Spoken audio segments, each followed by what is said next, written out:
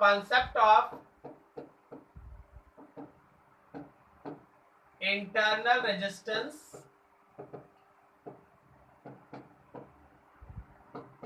of cell।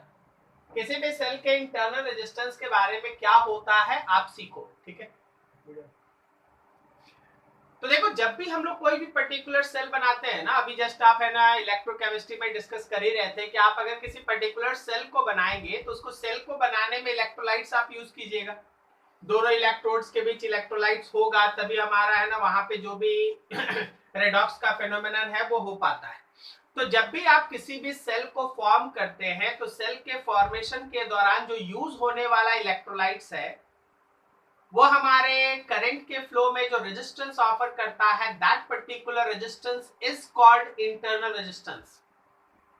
Cell के बनने के दौरान जो भी मटेरियल आप यूज किए हैं सेल के बनाने में, जब वो करंट के फ्लो में ऑब्स्ट्रकल ऑफर करे, करंट के फ्लो को रोकने का कोशिश करे, तो उसी पर्टिकुलर रेजिस्टेंस को हम लोग सेल का इंटरनल रेजिस्टेंस कहते हैं। तो आप समझो कि इंटरनल रेजिस्टेंस का एक सिंपल सा मतलब हो गया कि resistance due to substance used in formation of any cell। कोई भी सेल के फॉर्मेशन में जो हमारा सब्सटेंस यूज हो रहा है वो जो भी रेजिस्टेंस ऑफर करता है उसको आप इंटरनल रेजिस्टेंस कहते हैं। हमेशा ध्यान रखिएगा इंटरनल रेजिस्टेंस ऑफ सेल जो है वो स्मॉल आर से रिप्रेजेंटेड हो। जैसे अगर आपके पास ये एक बैटरी है तो उसका इंटरनल रेजिस्टेंस ये आर उसके साथ दिखाया जाएगा। बहुत बार तो ऐसा होता है कि आपके पास बैटरी रहेगा और उसका इंटरनल रेजिस्टेंस इधर साइड में ना दिखाने की जगह पे उसके पास ऐसे दिखा दिया जाए, ठीक है। बहुत बार इस तरीके से सेल को रिप्रेजेंट किया जाता है कि वो सेल का ईएमएफ और उसका इंटरनल रेजिस्टेंस ऐसे करके तुम्हारे सामने है ना, ऐसे ऐसे ऐसे ऐसे करके एक बॉक्स के अंदर बंद करके दिखा दिया जाए। तो ये सब तरीका है इंटरनल रेजिस्टेंस को, किसी सेल के इंटरनल रेजिस्टेंस को दिखाने का। लेकिन चाहे रिप्रेजेंटेशन आपका 1 2 3 कैसा भी हो, हमेशा ध्यान रखिएगा कि इंटरनल रेजिस्टेंस बैटरी जिसका वो इंटरनल रेजिस्टेंस है उसके साथ सीरीज में होता है। बहुत सारे स्टूडेंट सोचते हैं कि सर क्या ये पैरेलल में है, बिल्कुल नहीं, हमेशा ध्यान रखिएगा सीरीज में होता है। इंटरनल रेजिस्टेंस जो है वो ईएमएफ के साथ सीरीज में होता है। Always remember internal resistance is always in series with that cell। उस सेल के साथ हमेशा वो सीरीज में होता है। ये तुम्हारे पास इंटरनल रेजिस्टेंस है। कहीं कोई बात समझने में दिक्कत किसी को? ठीक है, तो इंटरनल रेजिस्टेंस किसी भी सेल का है ना, इस तरीके से आप सोचेंगे, उसको लेके चलेंगे। अब देखिए अगला जो कॉन्सेप्ट आप डिस्कस कर रहे हैं वह concept of EMF, Recording in progress. Electromotive force of cell. कोई भी बैटरी का EMF, कोई भी सेल का EMF आखिर क्या होता है? कोई भी सेल का बैटरी का EMF क्या होता है? अब जरा सुनना, ध्यान से चीजों को समझना। मान लो जैसे हमारे पास ये एक बैटरी है और ये उसका कुछ इंटरनल रेजिस्टेंस है, बाहर में एक एक्सटर्नल रेजिस्टर भी है, लेकिन ये सर्किट अभी ओपन है, ये की ओपन है। जब आपका बैटरी किसी ओपन सर्किट में मौजूद हो, ओपन सर्किट किसको कहते हैं? Cell in open circuit, cell in open circuit. जब आपसे बोला जाए कि कोई बैटरी ओपन सर्किट में हो, ओपन सर्किट का मतलब होता है करंट का वैल्यू 0 हो। ओपन सर्किट का मतलब होता है जो करंट है सर्किट से या बैटरी से फ्लो करने वाला जो करंट है वो 0 है। ऐसे केस में उसके दोनों टर्मिनल्स के बीच का जो पोटेंशियल का डिफरेंस, ये इसके अंदर है, ये मत सोचिएगा ये बाहर है, ये इसके अंदर है, क्या मेरी बात समझ में आ रही है? ये इसके अंदर तो उसके दोनों टर्मिनल्स के बीच अगर आप किसी एक वोल्टमीटर को लगा के पोटेंशियल का डिफरेंस मेजर करते हैं, तो जो भी आप पोटेंशियल डिफरेंस उसके दोनों टर्मिनल्स के बीच मेजर करेंगे when battery is in open circuit, when cell is in open circuit, open circuit मतलब उससे फ्लो करने वाले करंट का वैल्यू 0 है, उसी पोटेंशियल डिफरेंस को ईएमएफ कहते हैं. Cell in open circuit, then potential difference across two terminals of cell is called EMF of cell. अब आप देखिए इन सब बातों को अच्छे से समझिएगा, याद रखिएगा. ओपन सर्किट का मतलब होता है उस सर्किट में करंट का वैल्यू 0. जब आप किसी बैटरी को दुकान से खरीद के अपने घर ले आए हैं, जब आप किसी बैटरी को दुकान से खरीद के अपने घर ले आए हैं, तो उस बैटरी पे अगर लिखा हुआ 1.6 वोल्ट, 1.6 वोल्ट, तो ये उसका ईएमएफ है. मतलब आप बैटरी को यूज नहीं कर रहे हैं और आप उसके दोनों टर्मिनल के बीच एक वोल्टमीटर लगा के पोटेंशियल का डिफरेंस मेजर कीजिएगा, तो याद रखिए वो रीडिंग शो करेगा 1.6 वोल्ट. क्या मेरी बात समझ में आ रही है आपको? ठीक. अब तीसरा टर्म आता है that is called terminal voltage.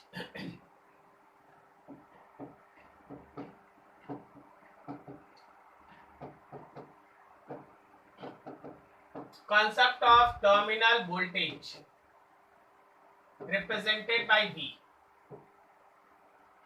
मान लो जैसे हम लोगों के पास ये एक बैटरी है, उसका इंटरनल रेजिस्टेंस है और ये किसी एक्सटर्नल रेजिस्टर के साथ क्लोज्ड सर्किट में है. क्लोज्ड सर्किट का मतलब हो गया कि there is some current which is flowing in that circuit, there is some current which is flowing through cell. Closed circuit, cell is present in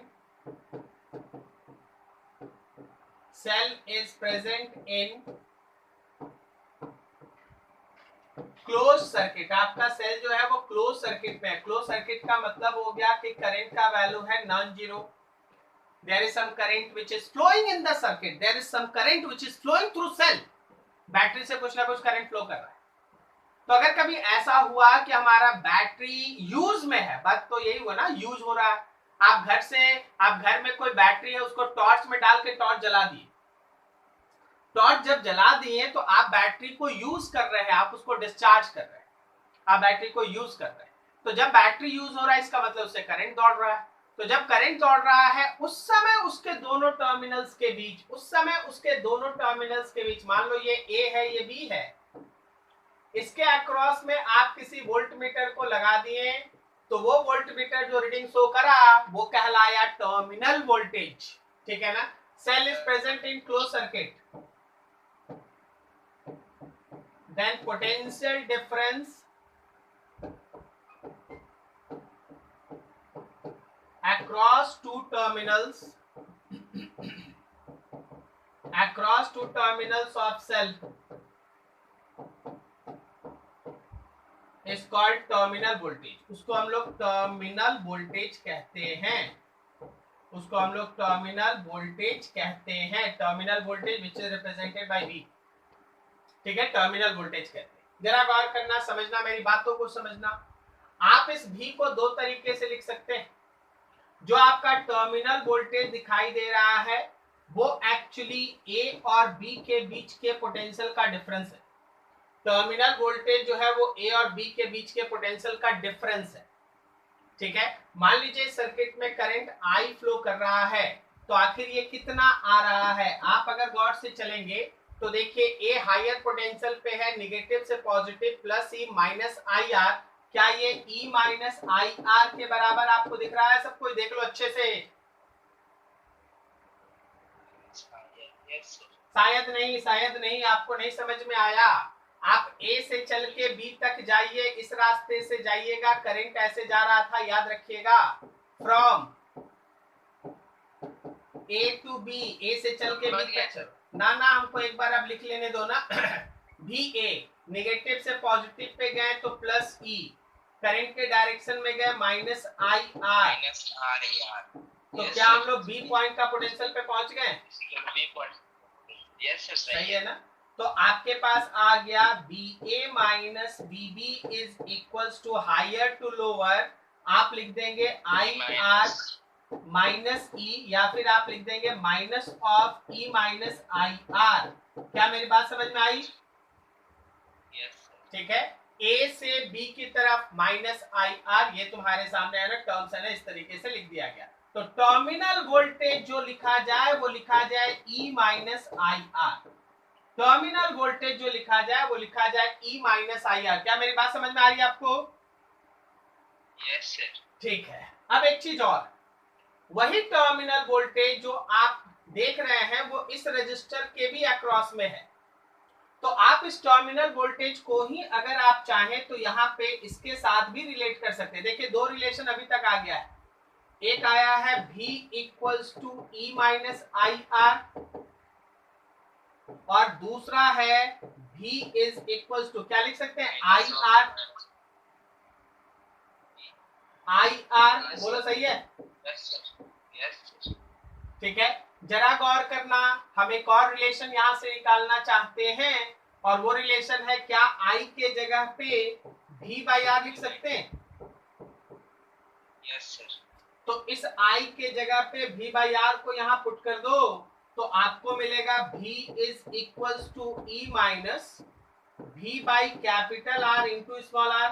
देखिए यहाँ पे थोड़ा जगह का कमी है, हम आपको एक फाइनल एक इक्वेशन लिख देते हैं। आपको आएगा small r is equals to capital R E by V minus 1। आप दिमाग दौड़ा लीजिए तो मिल रहा है क्या? ये इसको कहते हैं सर्किट इक्वेशन। यस सर, सही है, सर्किट इक्वेशन कहते हैं इसको। आप इसमें से क्या करें ना, उसको इधर ले आए, V को कॉमन ले ले, सॉल्व करेंगे, ये रिलेशन अपने आप आ जाएगा। जब आप पोटेंशियोमीटर पढ़िएगा तो ये सर्किट इक्वेशन काम आएगा। अभी आपको कहां कहां फोकस रहना चाहिए? एक ये टर्मिनल वोल्टेज का मतलब क्या है, जब कोई बैटरी से करंट फ्लो करे तो उसके दोनों टर्मिनल्स के बीच का पोटेंशियल का डिफरेंस टर्मिनल वोल्टेज कहलाता है। ओके, उसके दोनों पोटेंशियल, दोनों टर्मिनल्स के बीच का पोटेंशियल डिफरेंस उसका टर्मिनल वोल्टेज कहलाता है, पहला चीज ये। दूसरा, अगर हमारे पास कोई करंट है जो जनरल केस में है ना, बैटरी से फ्लो कर रहा है, तो टर्मिनल वोल्टेज होता है V equals to E minus IR। Terminal voltage V equals to E minus IR, और यही V जो है वो एक्सटर्नल रेजिस्टर R के साथ IR से जुड़ा है, V इक्वल्स टू IR। अगर हम इन दोनों को आपस में रिलेट करते हैं तो small r equals to capital R E by V minus 1, इसके साथ वो रिलेशन शो करता है। क्या मेरी बात क्लियर है यहाँ तक? Yes sir. अब यहाँ तक के डिस्कशन में आप एक चीज में फंस जाते हैं कि कहीं ऐसा तो नहीं है कि हमेशा टर्मिनल वोल्टेज EMF से छोटा होगा। तो देखिए हम यहाँ पे आपका ध्यान ले जाएंगे अगले स्लाइड की तरफ, जरा ध्यान से देखिएगा। Relationship between terminal voltage and EMF। तीन अलग अलग कंडीशन में आपको ये रिलेशन समझना चाहिए। First one is open circuit. Open circuit का मतलब हो गया बैटरी है, इंटरनल रजिस्टर भी है, लेकिन कोई करंट नहीं है। अगर कोई करंट नहीं है तो याद रखना कि टर्मिनल वोल्टेज और EMF बोथ आर सेम। अगर कोई करंट नहीं है तो याद रखना कि terminal voltage and EMF both are same. क्या मेरी बात समझ में आ रही है सबको? Yes sir. अब रुको, थोड़ा दूसरे पे आ जाओ भाई। दूसरा होता है जिसको हम लोग कहते हैं discharging cell. Discharging of cell, battery discharge हो रहा है। हम तो थोड़ा रुकेंगे, आपसे बात करेंगे। टॉर्च में बैटरी डालें और टॉर्च को जला दिए, बताओ कब मेरा बैटरी डिस्चार्ज हो रहा है? जब हम जलाएं स्विच लगाएं, जब हम टॉर्च को ऑन कर दिए, जब हम टॉर्च को जला दिए तो मेरा बैटरी डिस्चार्ज हो रहा है। और बैटरी के डिस्चार्ज होने का मतलब कोई हमको बता सकता है करंट के डायरेक्शन के बेसिस पे?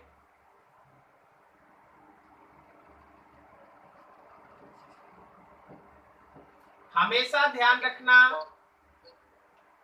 कि वो बैटरी डिस्चार्ज होता है, डिस्चार्ज मतलब पॉजिटिव से नेगेटिव। बिल्कुल सही। वो बैटरी डिस्चार्ज होता है जब उसके पॉजिटिव टर्मिनल से करंट निकले। कोई भी बैटरी के पॉजिटिव टर्मिनल से अगर करंट निकलेगा तो याद रखना वो बैटरी डिस्चार्ज होता है। क्या मेरी बात समझ में आ रही है सबको? Yes sir. अब देखिए, आप ए से बी तक का पोटेंशियल डिफरेंस के बारे में सोचिए, ए से बी तक। तो चलिए ए से चलते हैं, नेगेटिव से पॉजिटिव प्लस ई, करंट के डायरेक्शन में आई आर, पहुंच गया बी तक। तो E minus I R BB minus B A which is called terminal voltage. तो याद रखिएगा कि टर्मिनल वोल्टेज होता है E minus I R. E minus I R terminal voltage तुमको ये बताता है कि टर्मिनल वोल्टेज जो है वो EMF से छोटा है। क्या मेरी बात समझ में आई? Yes sir. मतलब अगर कोई बैटरी डिस्चार्ज हो रहा है, अगर कोई बैटरी से हम लोग करंट निकाल रहे हैं, मेरा बैटरी डिस्चार्ज हो रहा है, तो टर्मिनल वोल्टेज EMF से छोटा है। अगर आपके घर में कोई 12 वोल्ट का बैटरी लगा है और आप उससे करंट निकाल रहे हैं, और जब आप उससे करंट निकाल रहे हैं, जब वो डिस्चार्ज हो रहा है, जब वो काम कर रहा है, जब वो आपको आउटपुट दे रहा है, ये सब वर्ड एक जैसा है। ओके, फिजिक्स में ये सब एक ही, इंग्लिश में आपका वर्ड बदले कोई मतलब। आउटपुट दे रहा है, डिस्चार्ज हो रहा है, आप उससे करंट निकाल रहे हैं, आप उसको यूज कर रहे हैं, ये सब चीज। तो जो भी ये सारा का सारा डिस्कशन है, उन सारे डिस्कशन में हम लोग एक चीज देखे हैं कि जब भी आप उसके टर्मिनल के बीच का पोटेंशियल डिफरेंस निकालिएगा ना, वो उसके EMF से कम ही आएगा। मतलब 12 वोल्ट का अगर बैटरी का EMF था तो 12 वोल्ट से कम आएगा। क्या मेरी बात समझ में आई सबको? ठीक, तो ये सब चीज आप ध्यान रखेंगे। ओके, अब यहां से देखिए, अगला केस होता है जब वो चार्ज होता है, third case, charging of cell. Cell के चार्जिंग का मतलब होता है, सेल के चार्जिंग का मतलब होता है कि उसके पॉजिटिव में करंट इंटर करे। बोलो सही है ना? Yes sir. नेगेटिव से पॉजिटिव और नेगेटिव से बाहर आए, ठीक है, ऐसा कुछ। इस केस में अगर आप ए और बी लेते हैं तो हम बस एक ही लाइन में लिख देते हैं, इस बार टर्मिनल वोल्टेज आता है E plus I R. Okay, EMF से बड़ा टर्मिनल वोल्टेज जो है वो EMF से बड़ा आता है। क्या मेरी बात समझ में आ रही है यहाँ तक? यस सर, समझ रहे हैं। तो टर्मिनल वोल्टेज जो है वो EMF से बड़ा होता है, ठीक है।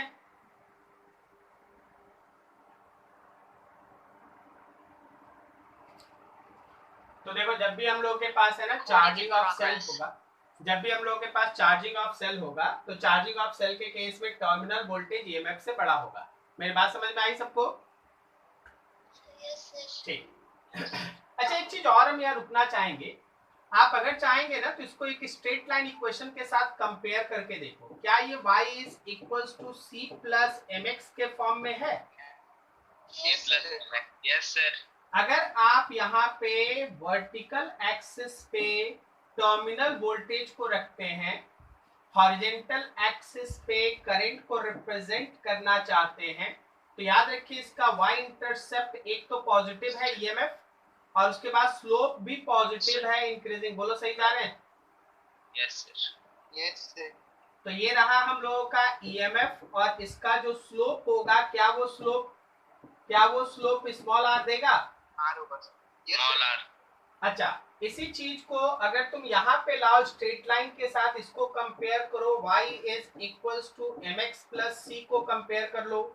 तो यहाँ भी जब आप ग्राफ को फॉर्म करेंगे तो वर्टिकल एक्सिस पे टर्मिनल वोल्टेज, हॉरिजॉन्टल एक्सिस पे अगर करंट है, तो यहाँ पे y इंटरसेप्ट पहले तो पॉजिटिव है लेकिन स्लोप तो नेगेटिव है। Sir decreasing graph.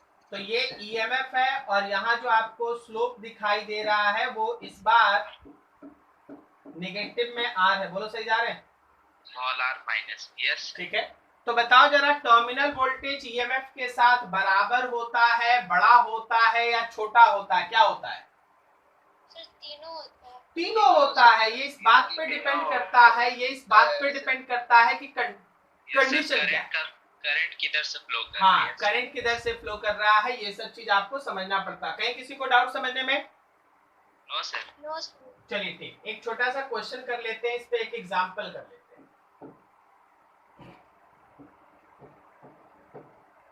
Sir video थोड़ा ब्लर हो गया। हाँ जी, सबके लिए ब्लर हो गया? नहीं सर, ठीक है। मेरा भी ठीक है सर, ब्लर है सर। नो सर, ठीक।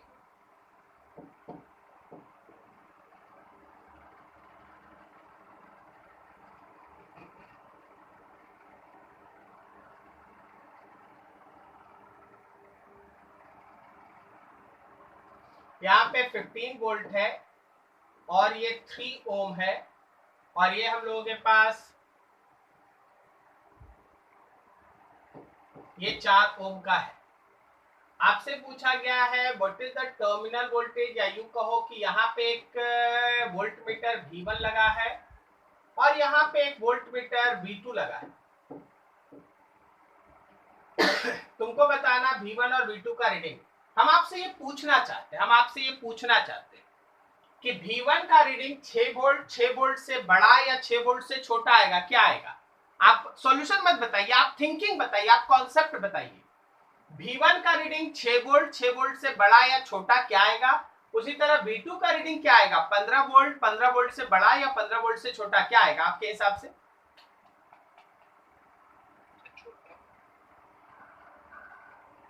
करंट का डायरेक्शन वो आप सोच लो, वो सब आप सोच लो। दोनों में छोटा है। दोनों में छोटा आएगा, ऐसा किसका कहना है भाई? सर 15 वोल्ट में छोटा आएगा, 15 वोल्ट में ऊपर वाला बड़ा आएगा सर। 6 वोल्ट में बड़ा आएगा, 15 वोल्ट में छोटा आएगा। छोटा आएगा और 15 वोल्ट पे बड़ा आएगा। Yes sir. 15 वोल्ट में 15 वोल्ट से छोटा आएगा और 6 वोल्ट में 6 वोल्ट से बड़ा आएगा। चार्ज बड़ा है सर, ज्यादा है। यस सर, चार्ज हो रहा है। यस सर, क्योंकि सर 6 वोल्ट पे चार्ज है। 15 वोल्ट का टर्मिनल और 6 वोल्ट का टर्मिनल अपोज कर रहा है, दोनों अपोज कर रहा है, लेकिन 15 वोल्ट बड़ा है, जीत जाएगा।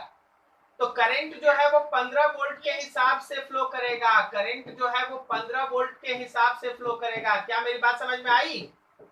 Yes sir.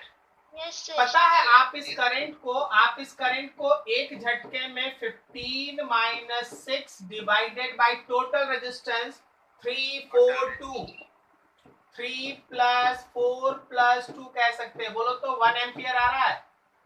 1 एम्पियर। अब जरा गौर करो कि ये 6 वोल्ट में करंट इंटर कर रहा है, तो 6 वोल्ट जो है वो चार्जिंग वाले फेज में डाला हुआ है और ये 15 वोल्ट में करंट पॉजिटिव से निकल रहा है, तो ये डिस्चार्जिंग वाला कंडीशन में है। क्या मेरी बात समझ में आ रही है? यस सर, एकदम। तो जब आप 6 वोल्ट के अक्रॉस का बात करेंगे, V1 का रीडिंग लेंगे, तो E प्लस IR का कॉन्सेप्ट होगा। मतलब 6 प्लस 1 इंटू 2, 6 प्लस 1 इंटू 2 कहने का मतलब 8 वोल्ट इज योर आंसर। और जब आप बात करेंगे अक्रॉस 15 वोल्ट,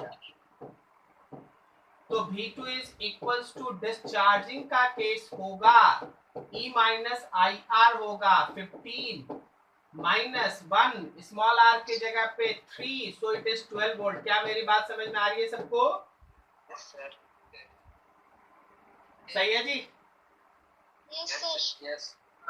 कोई दिक्कत नहीं ना किसी को? ठीक है, तो ये तरीका होता है। आपको तीनों टर्म्स एक साथ आपको बता दिया गया। इंटरनल रेजिस्टेंस क्या होता है, एक्सटर्नल मतलब ईएमएफ क्या होता है, टर्मिनल वोल्टेज होता है। आई होप सो कहीं किसी को कोई डाउट नहीं है। अब इस टॉपिक का कहीं भी कोई क्वेश्चन मिले आप जरूर इसको सॉल्व करें, ये आपका काम। ठीक है, चलिए अगला टॉपिक मोस्ट इंपॉर्टेंट डेरिवेशन आप मान लो, करंट इलेक्ट्रिसिटी में अगर आप बोर्ड पॉइंट ऑफ व्यू से डिस्कशन करते हैं, बोर्ड पॉइंट ऑफ व्यू से डिस्कशन करते हैं, न्यूमेरिकल में भी अच्छा खासा पकड़ इस टॉपिक का, और वो है व्हीटस्टोन ब्रिज। नाम तो सुने होंगे आप लोग। Yes sir. याद रखिए, हम अभी आपको एक गेस्ट चीज बता देते हैं। अभी आप नवंबर में पहला बोर्ड देंगे ना,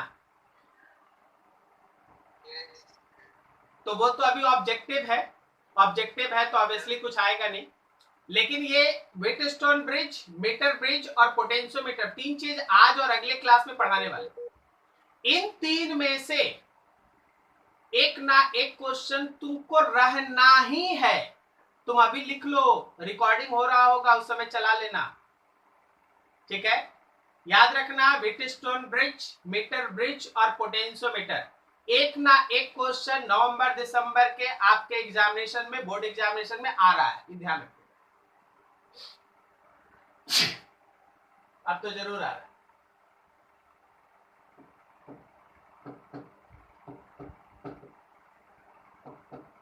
इतना मार्क्स का कॉन्सेप्ट ऑफ व्हीटस्टोन ब्रिज,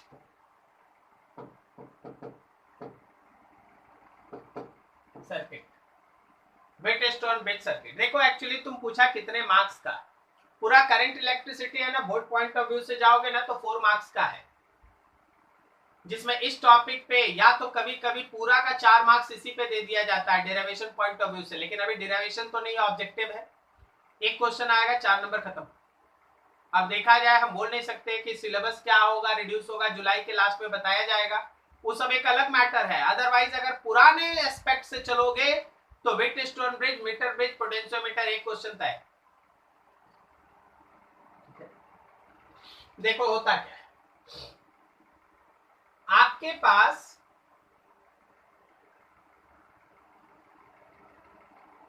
चार रजिस्टर, थोड़ा इसको इरेज कर देते हैं।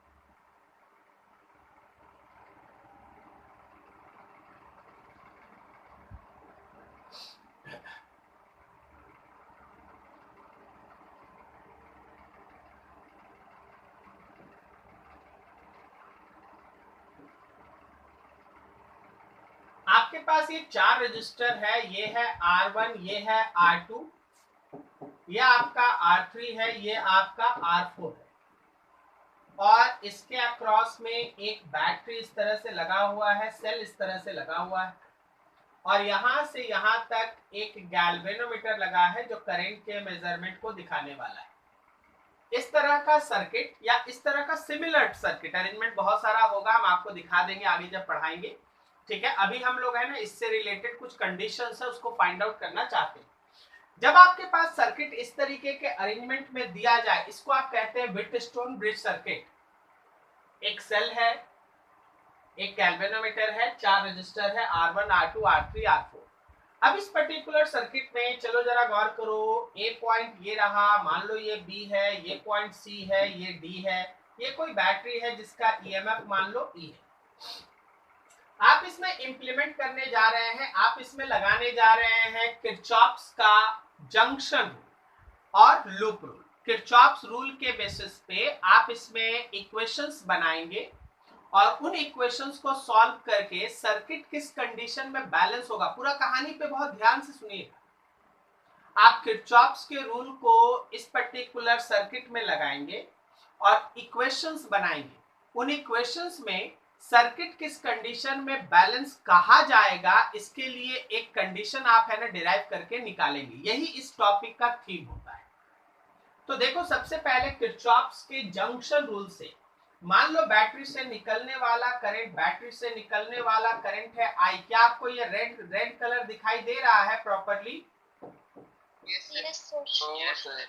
तो ये आई करंट जो है, ये आई करंट जो है वो यहाँ जाके दो पार्ट में चला गया, इधर चला गया I1 और इधर बचा हुआ करंट I माइनस I1। हम I2 नहीं लिखना चाहते, आप I2 लिख सकते हैं, लेकिन आप जितना 1, 2, 3 करके अलग अलग नाम से करंट लिखिएगा ना, उतना ज्यादा वेरिएबल्स बन जाता है, तो आपको उतना ज्यादा मैथमेटिकल इक्वेशन बनाना पड़ता है टू फाइंड दैट। क्या मेरी बात समझ में आई? Logic yes sir, I minus I1। हाँ, तो इसको I माइनस I1 लिख दे, क्यों I2 लिख के 3 इक्वेशंस का जरूरत क्रिएट करेंगे? मेरी बात समझ रहे हैं ना? यस सर, ठीक है ठीक है।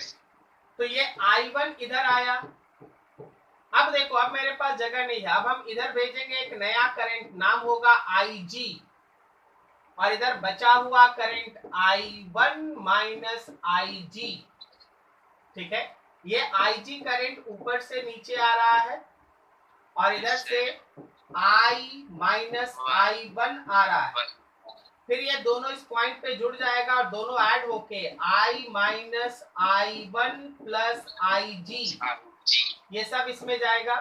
ऊपर से I1 माइनस IG आ रहा, दोनों को ऐड करो, देखो I हो जाएगा, केवल I हो जाएगा। मतलब आप इस पर्टिकुलर बैटरी से जितना करंट निकाले थे, फाइनल उतना ही करंट एंटर कर रहा। बोलो सही है? Yes sir, junction rule satisfied. तो जंक्शन रूल सेटिस्फाइड। अब आप आगे इसका लूप रूल इंप्लीमेंट कर सकते हैं, आप इस पे लूप रूल लगा सकते हैं।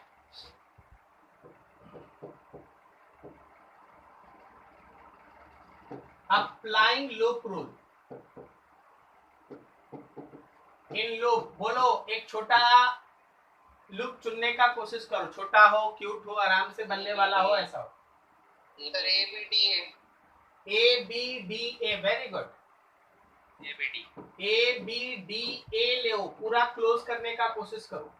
अब देखो, जब आप A से B की तरफ जाते हैं, करंट के डायरेक्शन में जा रहे हैं, तो minus I1 into R1, minus I1 into R1। फिर देखो ऊपर से नीचे करंट के डायरेक्शन में जा रहे हैं, माइनस IG इंटू G। जी मतलब इसका रेजिस्टेंस, ओके, उसका भी रेजिस्टेंस। हाँ, और फिर इसके इधर से डायरेक्ट करंट के अपोजिट में जा रहे हैं, तो प्लस प्लस होगा सर। हाँ, I minus I1 into R3 is equals to 0। सबको एक बार रीचेक कर लो, सही है सब साइन वाइन के साथ? सबको खुद से कीजिए, मेरे बातों पे मत रहिए, खुद से चेक कीजिए, ठीक है? यस सर, सही है। फिर से लगाओ एक छोटा सा applying loop rule.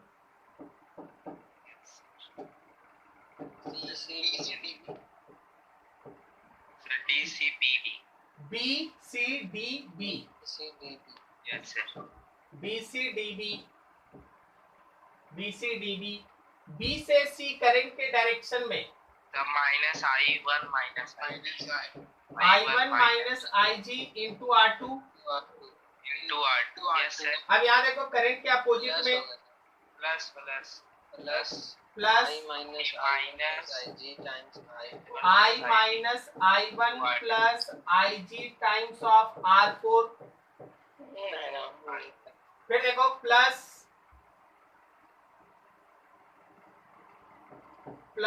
IG into G will be equals to 0 and this is equation 2। क्या मेरी बात समझ में आ रही है सबको? Yes sir. एक बात खुद से रीचेक कर लीजिए। देखिए, हम जान रहे हैं मेरे से गलत नहीं हो रहा है, लेकिन फिर भी हम चाहेंगे कि खुद से दिमाग दौड़ा लीजिए। क्या आपके हिसाब से भी यही चीज आ रहा है ना?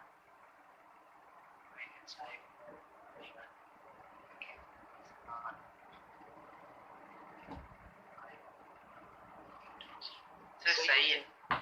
सही। अब देखिए, रुकिए दोनों।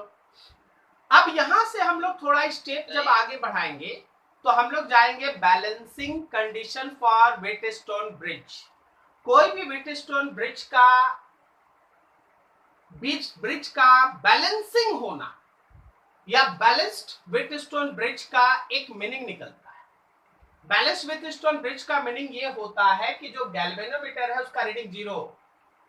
जब आप ये कहते हैं कि बैलेंस्ड व्हीटस्टोन ब्रिज का मीनिंग होता है कि गैल्वेनोमीटर का रीडिंग 0 हो, तो आप इनडायरेक्टली कुछ और भी कह रहे होते हैं।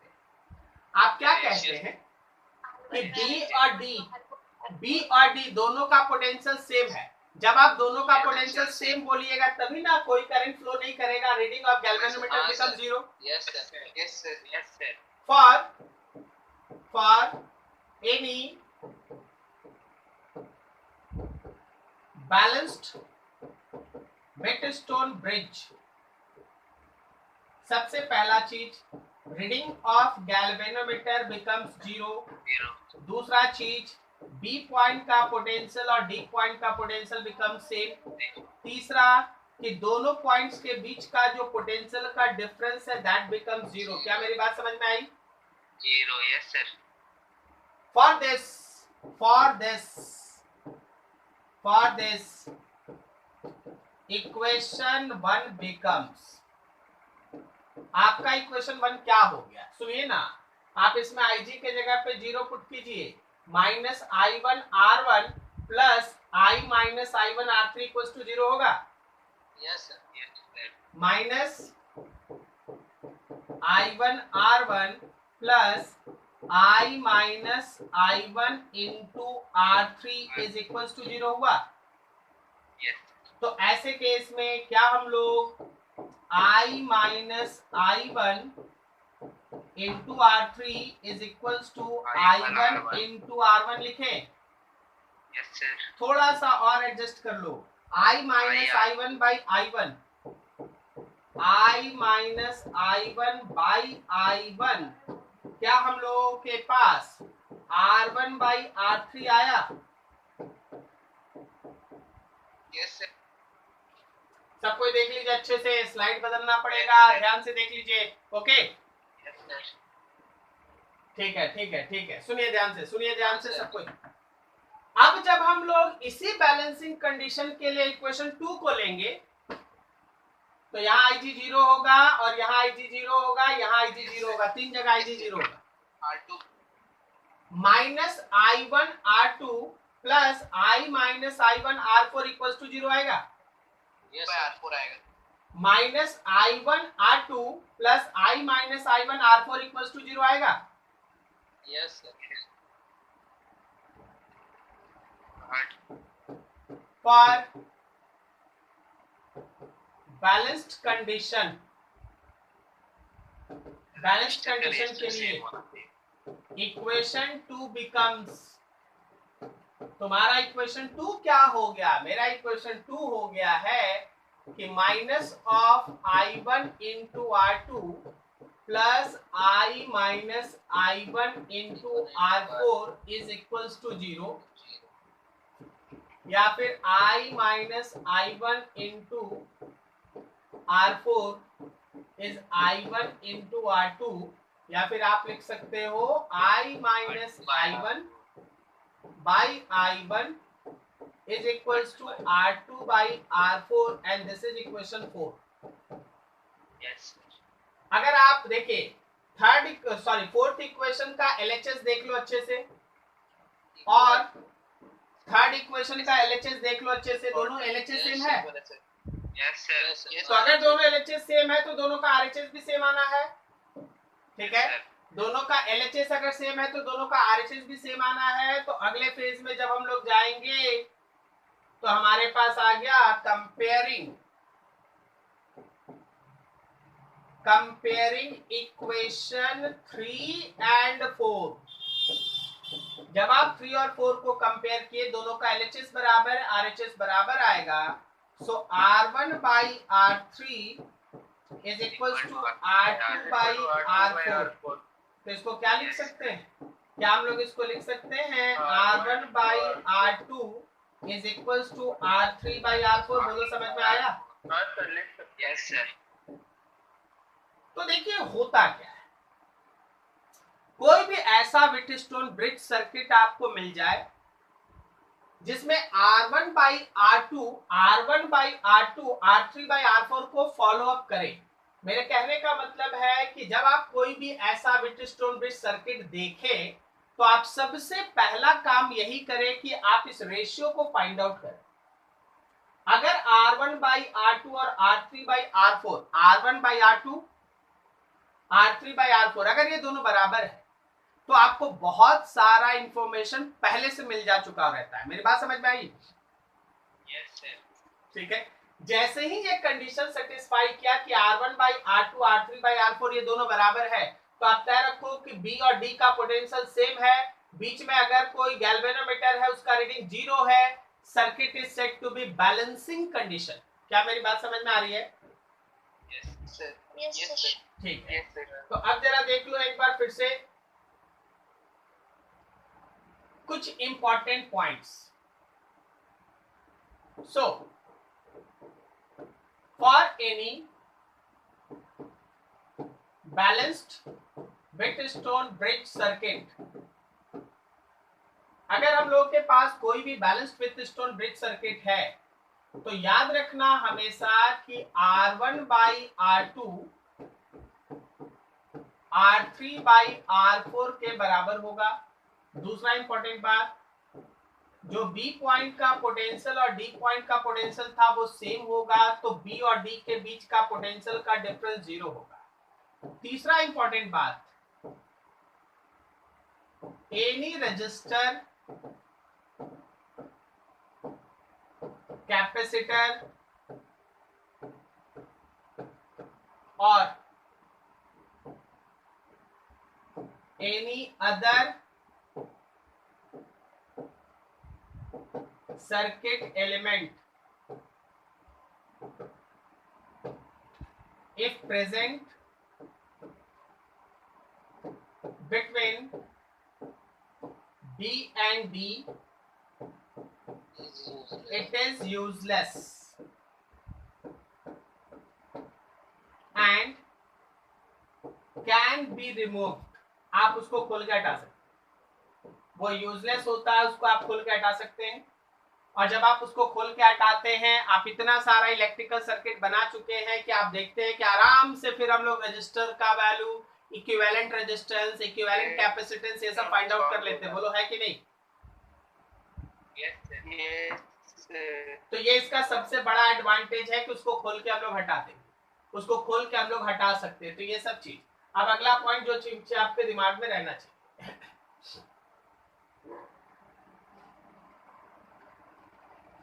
नेक्स्ट पॉइंट इसी में, if position of cell and galvanometer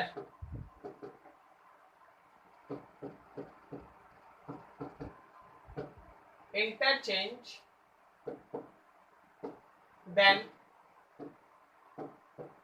there is no effect on balancing condition. Balancing condition पे कोई इफेक्ट नहीं पड़ता। मतलब क्या है? मतलब क्या है? फिगर देखो ना, तुरंत समझ में आ जाएगा ना। हमारे पास अभी का जो Wheatstone ब्रिज सर्किट था वो कैसा था? उसका सर्किट ऐसा, यहाँ बैटरी लगा था भाई, यहाँ गैल्वेनोमीटर था, ये R1 था, ये R2 था, ये R3 है, ये R4 है, ठीक है। यहाँ पे EMF है, ये पॉइंट A है, ये पॉइंट B है, ये पॉइंट C है और ये पॉइंट D है। इस केस में बैलेंसिंग कंडीशन क्या था? तो इसका बैलेंसिंग कंडीशन था कि R1 बाई R2 जो है वो R3 बाई R4 को अगर सेटिस्फाई करता है तो bridge is set to be balanced. क्या मेरी बात समझ में आई सबको? Yes. आवाज आ रही है? Yes sir.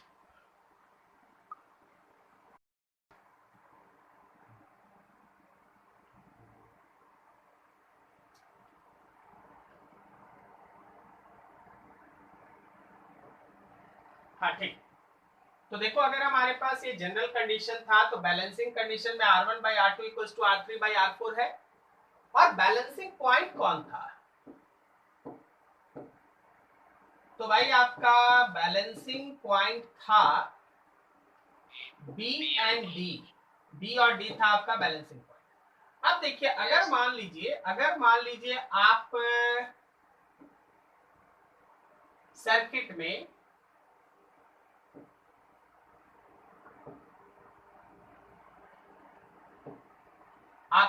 में बैटरी और गैल्वेनोमीटर के पोजीशन को अगर आप इंटरचेंज कर देते हैं, यही ना लिखा था, ये देखो इंटरचेंज कर दिया, तो अब इस इंटरचेंज करने से किस पे इफेक्ट पड़ेगा और किस पे इफेक्ट नहीं पड़ेगा? क्या मेरी बात समझ में आ रही है? हम क्या बोलना चाह रहे हैं? Yes sir. जब आप इस तरह से काम करते हैं तो याद रखिएगा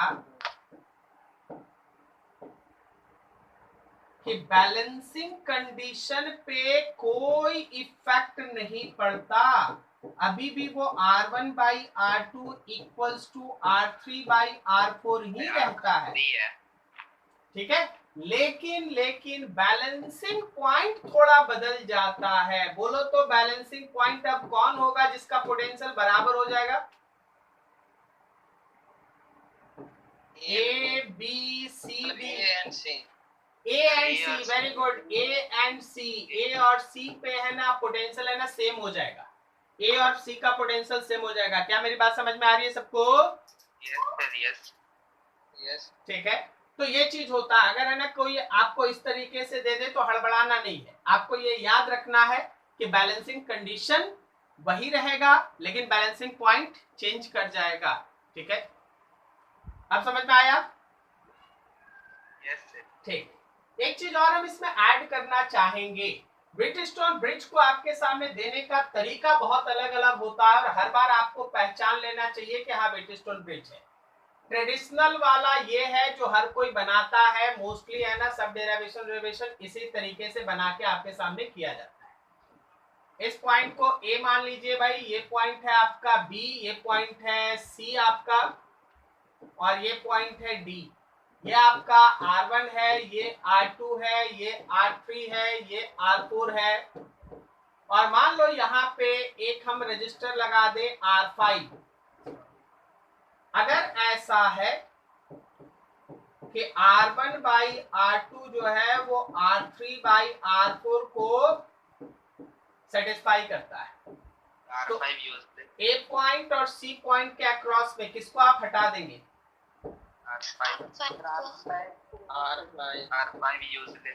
कैन बी रिमूव, उसको आप खोल के हटा देंगे, ठीक है। अब कभी कभी क्या होता है तुम्हारे सामने व्हीटस्टोन ब्रिज ऐसे बना हुआ मिल जाएगा,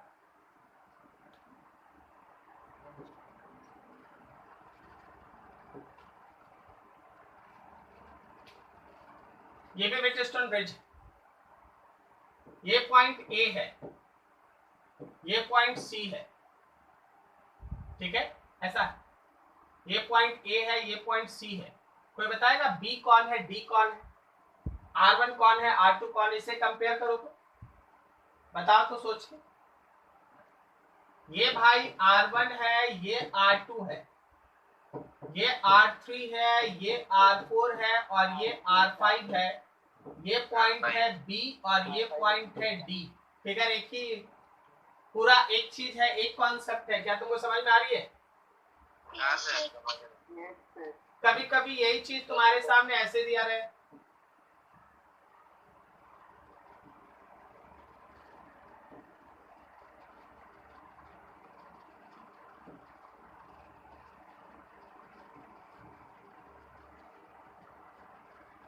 ये A है, ये C है, ये R1 है, ये R2 है, ये R3 है, ये R4 है, ये R5 है, ये वाला B है, ये वाला D है। समझ में आ रहा है? तो ऐसे हड़बड़ाना नहीं है, अलग अलग तरीके से भी दिया रहेगा, तो you have to handle the situation. I hope so. कहीं किसी को कोई डाउट व्हीटस्टोन ब्रिज में?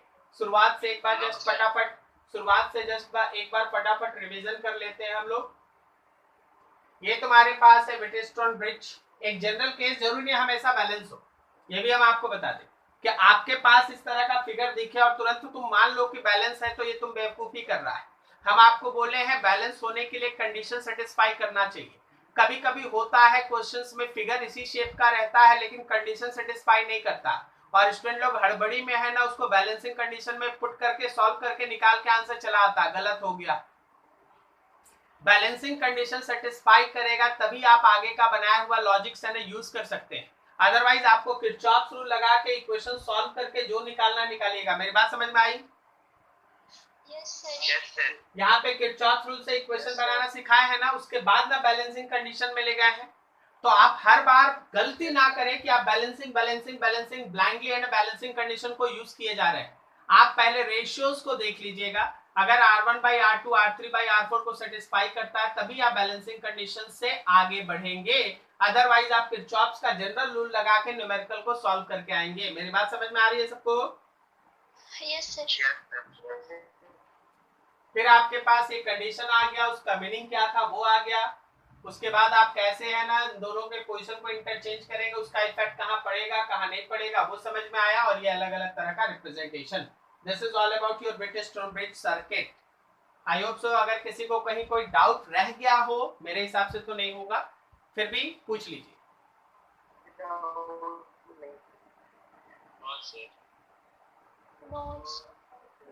Very good. अब देखो इसी ब्रिटिश-स्टोन ब्रिज के कॉन्सेप्ट पे बेस्ट है अगला सर्किट जिसको हम लोग कहते हैं मीटर ब्रिज सर्किट। बहुत छोटा सा चीज है, देख लीजिए।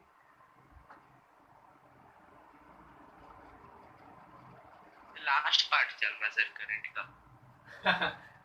मतलब अगर तो मैं ना आज एक क्लास और कर लिया खत्म हो गया।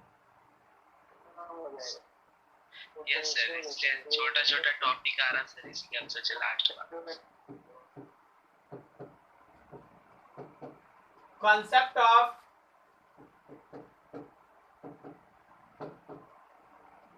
Metre bridge.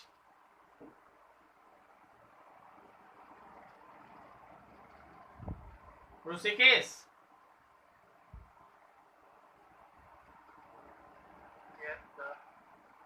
थक गया ऋषिकेश? गुड। आवाज में बुलंदी लाइए। ओके, कस के बोलो यस सर। थोड़ा और कस के बोलो। हाँ वाह, वेरी गुड, मन खुश। आपके घर में मान लीजिए एक है ना कांटी पड़ा हुआ, समझता ना, कांटी ऐसे किल ठोक। अगर हम बोले उसका रेजिस्टेंस निकालो, कैसे निकालोगे? सर उसका रेजिस्टिविटी और length by cross section area का। अच्छा मान लो इधर मैंने मुर्चा उर्चा लगा हुआ है, क्रॉस सेक्शन तीतर बीतर है, इधर उधर लेंथ पर, मतलब समझ ही रहा ना कि देखा होगा आगे जाके एकदम नेल पतला हो जाता है, सही है। पीछे में देखा होगा बड़ा सा हेड रहता है, तो कहाँ क्रॉस सेक्शन, तुम फंस जाएगा ना, फॉर्मूला में फंस जाएगा। ओके, तो साइंस आपकी मदद करने के लिए इस तरह का एक सर्किट दिया, बोला देखिए अगर आपको उस नेल का या कोई भी ऐसा जिसका रेजिस्टेंस आपको पता नहीं है लेकिन आप चाहते हैं निकालें, मन कर रहा है निकालने का, तो मीटर ब्रिज आपकी मदद करेगा। मीटर ब्रिज एक ऐसा डिवाइस है जो किसी अननोन रजिस्टर के रेजिस्टेंस को फाइंड आउट करने में आपका हेल्प करता है, ठीक है। तो मीटर ब्रिज एक ऐसा डिवाइस है, this is used to find resistance of any unknown resistor। कोई एक अननोन रजिस्टर का रेजिस्टेंस निकालने में मीटर ब्रिज आपकी मदद करता है। अननोन रजिस्टर का रेजिस्टेंस निकालने में मीटर ब्रिज आपकी मदद करता है। इसके काम करने का बेसिक प्रिंसिपल क्या है? तो भाई याद रखना, इसके काम करने का बेसिक प्रिंसिपल है बेस्ड ऑन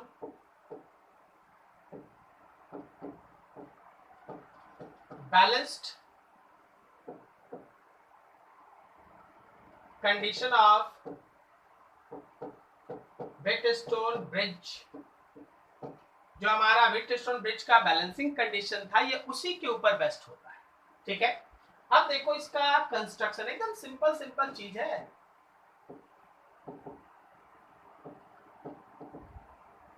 कैसे बनाते? देखिएगा एकदम सुंदर सा फिगर आप देख लीजिए यहाँ पर। आपके पास एक मेटल का एक फ्रेम होगा, ये मेटल का एक फ्रेमिंग, और ठीक इसके सामने ऐसा ही एक और बना लो।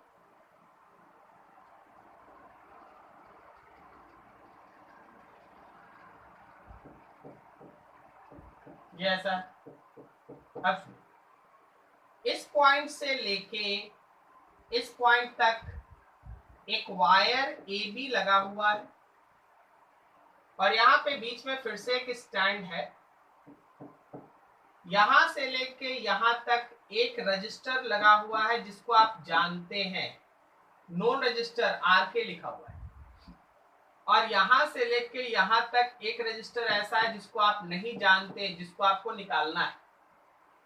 इस पॉइंट से गैल्वेनोमीटर जुड़ा है, और गैल्वेनोमीटर का फ्री एंड है जो जाके इस पर्टिकुलर वायर ए बी को सॉरी जो जाके उस पर्टिकुलर वायर ए बी को टच करेगा। एक मिनट जस्ट,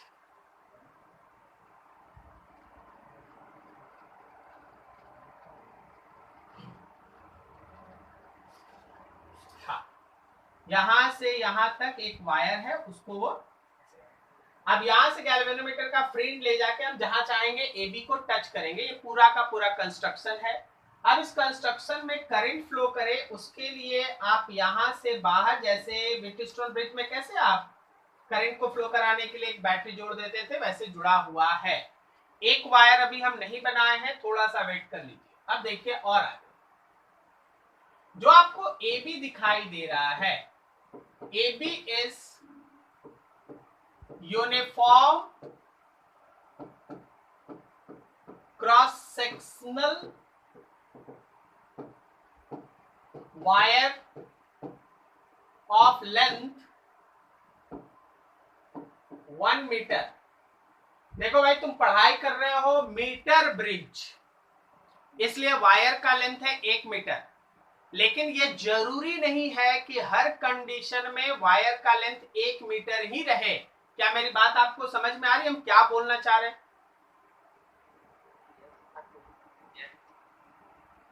यस सर, पढ़ाई कर रहे हैं आप मीटर ब्रिज, इसलिए जो ए बी नाम का वायर है उसका लेंथ 1 मीटर है। लेकिन जब आप न्यूमेरिकल बनाएंगे, हो सकता है ए बी वायर जो दिया रहे वो 70 सेंटीमीटर का ही दिया रहे, हो सकता है 120 सेंटीमीटर का दिया रहे, हो सकता है 40 सेंटीमीटर का ही वायर दिया रहे। जो भी दिया रहेगा उसी को लेके आप काम कीजिएगा। अभी हम लोग 1 मीटर ले रहे हैं क्योंकि आप पढ़ाई कर रहे हैं मीटर ब्रिज, 1 मीटर का ब्रिज, ठीक है। अब यूनिफॉर्म क्रॉस सेक्शनल एरिया होने से क्या होता है? देखो, रेजिस्टेंस होता है रो इंटू एल बाई ए। अब अगर ए फिक्स्ड है, रो फिक्स्ड है, तो याद रखना कि रेजिस्टेंस जो है वो लेंथ के साथ प्रोपोर्शनल है। जितने पोर्शन का रेजिस्टेंस लोगे उतने पोर्शन का लेंथ लेना पड़ेगा, या जितना लेंथ लोगे रेजिस्टेंस भी उसी प्रोपोर्शन में आएगा। आप दोनों बात बोल सकते हैं। क्या मेरी बात क्लियर है? अब देखो क्या हुआ जी, ऋषिकेश देखो क्या हुआ। गैल्वेनोमीटर का जो फ्री एंड था उसको हम इस पर्टिकुलर वायर पे अलग अलग जगह टच कर रहे थे। मान लो जैसे मेरे पास ये वायर है ए बी, हम गैल्वेनोमीटर के एक फ्री एंड का दूसरा एंड देखना, नीचे वाला एंड देखना, हम उसको ड्रॉ नहीं कर रहे हैं। नीचे वाले एंड को यहाँ टच किए, गैल्वेनोमीटर का रीडिंग नन जीरो, फिर यहाँ टच किए non zero non zero non zero non zero non zero non zero non zero, एक बार टच किए पता चला जीरो, तो मिल गया। अब यहाँ से हिलाना नहीं। आप एक ऐसा पॉइंट को टच कर दिए हैं जहां गैल्वेनोमीटर का रीडिंग है जीरो, इसी को तो आप खोज रहे थे। जब आप इसको एक जगह टच करेंगे, मान लो वो सी पॉइंट हम लिख देते हैं, let see is null point where reading of galvanometer is 0. galvanometer is 0, where reading of galvanometer is 0, then bridge is balanced.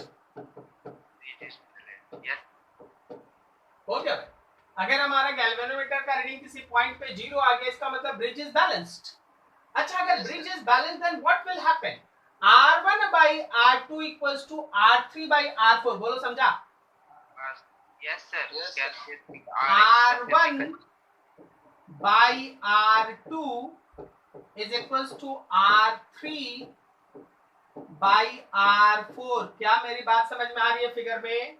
Yes sir. Yes. R1 by R2 equals to R3 by R4। अब देखो R3 जो है वो AC के portion के length के ऊपर depend करेगा, so it is length AC। यहां देख लो। और RCB जो है वो लेंथ CB पे डिपेंड करेगा। मतलब known register by unknown register is equals to length AC by length CB। आप इसको ऐसे समझ लीजिए ना, इतना बड़ा थोड़ी ना है, एकदम छोटा सा क्वेश्चन होता है, एकदम इजी न्यूमेरिकल होता है अगर आया तो।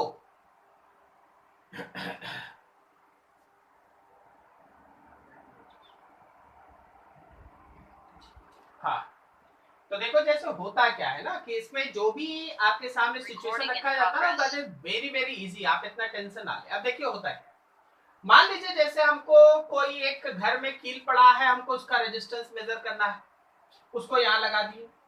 अब ये वाला हम बाजार से गए 20 ओम का एक रजिस्टर खरीद के ले आके यहाँ लगा दिए 20 ओम, ये नोन है 20 ओम। नीचे 1 मीटर का वायर, आप गैल्वेनोमीटर के फ्रिंज को अलग अलग जगह टच करें, पता चला ये जाके यहाँ पे है ना, यहाँ से 30 सेंटीमीटर पे नल पॉइंट दे दिया 30 सेंटीमीटर, तो ये AC हो गया 30, तो बचा हुआ 70 हो गया ना। तो देखो भाई 20 ohm by x is equal to 30 by 70, solve करके x निकल जाएगा। ठीक, तो ऐसे आप जिसका चाहेंगे उसका निकाल लेंगे, लेकिन फाइनल कंक्लूजन भी एक और लाइन याद रखना। मीटर ब्रिज को यूज करने में एक बात का सावधानी रखना पड़ता है कि आप जिस रजिस्टर को मेजर करने जा रहे हैं और जिस रजिस्टर को आप नोन तौर पे लगाएंगे, जिसको जानते हैं जिसको नहीं जानते, आपको एक आइडिया खुद से डेवलप करना पड़ेगा थ्योरेटिकली। हम बोले आइडिया खुद से डेवलप करना पड़ेगा थ्योरेटिकली कि इसका जो रेजिस्टेंस है वो लगभग कितना है। सर क्या बता रहे हैं सर, थोड़ा क्या बता रहे हैं सर? देखिए जी ऋषिकेश बाबू, हम लोग है ना एक कील का रेजिस्टेंस मेजर करने जा रहे थे। क्या जी काशिफ, यही कर रहे थे ना हम लोग? हाँ सर। फिर हम आपको बोले कि देखो भाई इधर भी अलग क्रॉस सेक्शन है, ये भी अलग है, और इधर तो और भी झमेला है, बहुत दिक्कत है कैलकुलेट करना। ठीक है, एग्जैक्ट वैल्यू निकालना थोड़ा पॉसिबल नहीं है या दिक्कत है। लेकिन हम अगर आपसे बोले तो क्या आप थ्योरी के हिसाब से एक आइडिया तो लगा ही सकते हैं ना कि आखिर इसका रेजिस्टेंस कितना आएगा? Yes sir. हाँ, थोड़ा सा इसकी वजह से बढ़ जाएगा, थोड़ा सा इसकी वजह से बढ़ जाएगा, एक अलग बात है, लेकिन एक आइडिया तो मिल जाएगा ना कि हाँ सर 40, 50, 60, 70, 80, 100, 200, 500 ओम के आसपास आएगा। मेरी बात समझ में आ रही है? एक तो आइडिया आ गया। एक तो आइडिया कितना आ गया कि सर 200 ओम के आसपास आएगा, सर लगभग 200 ओम के आसपास आएगा।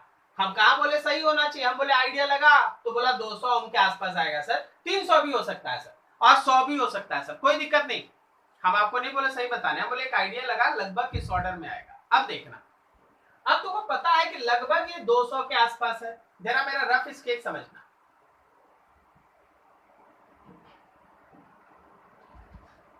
यहां पे आपके पास AB वायर था और यहां पे था गैल्वेनोमीटर। अब तुमको पता है कि ये 200 के अप्रॉक्स में आएगा या आ सकता है लगभग, और तुम दुकान गया और इसको है ना 5 ओम का खरीद के ले आया। तो जब तुम इसको 5 ओम का खरीद के ले आया और इधर वाला अप्रोक्सीमेटली 200 ओम है, तब क्या इसका बैलेंसिंग पॉइंट एकदम यहाँ पे टच करेगा? Yes sir. अब तुमको पता है कि ये लगभग 200 ओम के आसपास है, वो तुम घर में अपना रफ कैलकुलेशन करके रखा। दुकान गया तुम इसको है ना 2000 ओम का खरीद के ले आया। राइट वाला पॉइंट है, राइट राइट वाला पॉइंट। तो अब जो बैलेंसिंग पॉइंट है वो इधर शिफ्ट हो जाएगा। यस इन दोनों ही केस में तुमको रीडिंग सही नहीं मिलेगा। इन दोनों ही केस में तुमको रीडिंग सही नहीं मिलेगा। कारण क्या है? कारण ये है कि अगर आप लोग कभी भी है ना सर्किट बनते हुए या घर में कभी भी इलेक्ट्रिकल सर्किट देखे होंगे तो देखे होंगे सोल्डरिंग होता है, वायर सोल्डरिंग होता है, बोलो है ना। वायर के सोल्डरिंग में वायर के मेटल को पिघला दिया जाता है, और जब मेटल पिघल जाता है तो यहाँ जब ये पिघला के बांधा गया होगा तो क्रॉस सेक्शन यूनिफॉर्म नहीं रहा होगा। उसी तरह बी को भी जब पिघला के बांधा गया होगा तो क्रॉस सेक्शन यूनिफॉर्म नहीं रहा होगा। तो अगर आपका बैलेंसिंग पॉइंट किसी इंड के नजदीक मिल रहा है तो आप केयरफुल हो जाएं, आपका आंसर एक्यूरेट नहीं आएगा। क्या मेरी बात समझ में आई? Yes sir. यस इसलिए मीटर ब्रिज के यूज में ये सजेस्ट किया जाता है कि आप जिस नोन रजिस्टर और जिस अननोन रजिस्टर को यूज कर रहे होते हैं उनके रेजिस्टेंस में बहुत ज्यादा का डिफरेंस ना रखें, अप्रोक्सीमेट सेम ऑर्डर में ले आए। जैसे आपको पता था कि ये आंसर 200, 100, 300, 200, 200, 300 इस तरह आएगा, तो तुमको बाजार जाके लगभग 100, 200 के आसपास का खरीदना चाहिए था। 100, 200 के आसपास खरीदते तो हमको बैलेंसिंग पॉइंट कहीं इधर ही मिलता, बोलो है ना। Yes sir. ठीक है, इसलिए एक प्रिकॉशनरी स्टेप क्या है for using metre bridge, use known and unknown register of same order so that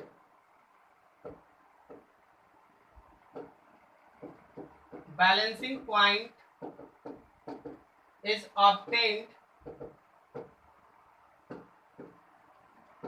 somewhere in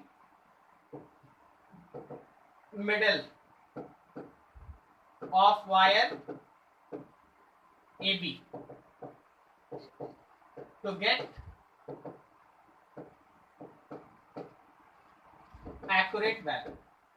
accurate value पाने के लिए आपको है ना दोनों को सेम ऑर्डर में लेना चाहिए। क्या किसी को डाउट चीजें समझने में कहीं किसी को? No sir. No sir. चलिए बस यही तक था आज। पोटेंशियोमीटर के लिए एकदम एक पूरा दिन देंगे आपको, उसके लिए है ना हम लोग अलग से काम करेंगे पोटेंशियोमीटर के लिए। ओके।